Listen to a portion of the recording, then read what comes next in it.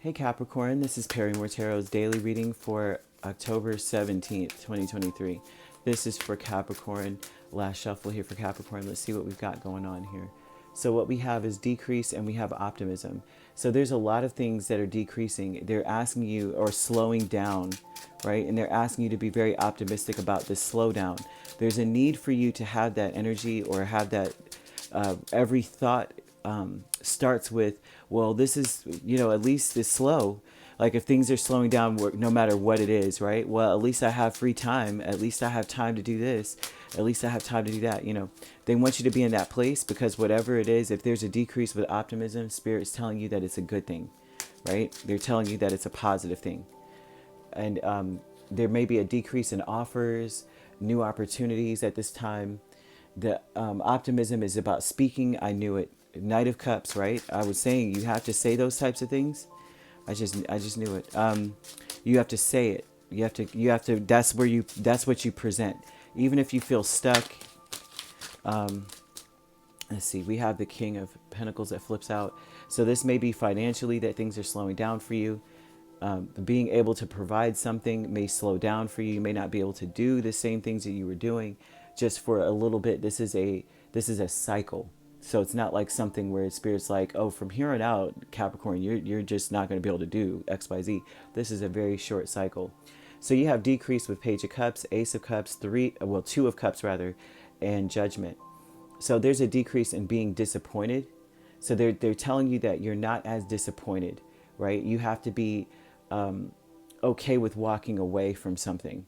And a lot of this has to do with consistently fighting to create a level of stability, because the King of Pentacles, if he is in the Seven of Wands at all, he is fighting for stability. He may be even fighting to balance his checkbook or something like that, right? It is something that he has to stand his ground on. He might have to stand his ground on a budget, and that's typically, what he would do if he's fighting for anything. I'm fighting for financial stability or material stability.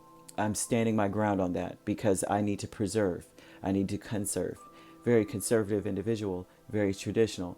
So this is about, let's see. This is about walking away from something, all right? A lot of this here with Judgment, this means that this is not going to continue to repeat itself. There's something that is very repetitive. And a lot of times it's something about having certain options, making certain decisions, feeling as though it's something that is meant for you, and then being disappointed or having your hopes dashed. They're saying that this is something this is the final go, right? They're telling you that also that you're very wise. King of Pentacles is a very wise individual. He thinks of everything, right?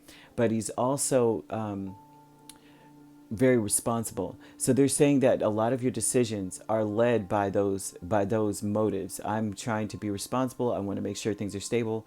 But they're saying that the decisions that you make now are not going to lead to disappointment. So there's no need to talk against it, right? They're saying that sometimes with the optimism energy, this is Seven of Wands and Knight of Cups.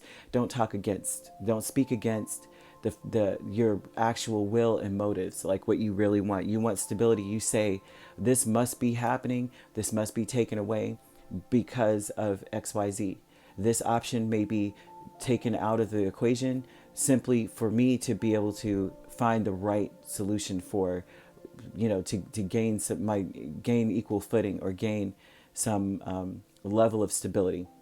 So it's very important that you speak and you stand on what you say, and to remember that whenever you speak, Spirit may be requiring you to stand on what you say. So it's very important you're careful about it, right? And so loss here is Hermit and Lovers. And so this is a loss of like the things that you did in the past, right? Because the Hermit speaks a lot about the memory lane, walking down, but not in the emotional sense, but more in a sense of this is a history lesson. The last time I chose this, the last time I aligned to that, because the Lovers is a choice, right? The last time I chose this, I felt like it was right for me. This didn't pan out well. What you will lose in this situation is the fact that is history, first off, repeating itself, number one. Two, being able to make decisions at this present time that could be reminiscent of the past. Like the nothing that you're doing now is even remotely similar to what you did in the past. Nothing of what you're choosing or having, the options that you have in front of you today are absolutely no comparison to the options you had in the past. So you will lose that wisdom. You can't apply that wisdom from the past to today. Basically is what this is saying. That's the loss. It's like you may be starting straight from scratch with the Ace of Cups. Like this is not something you could say, oh, I remember I dealt with this before.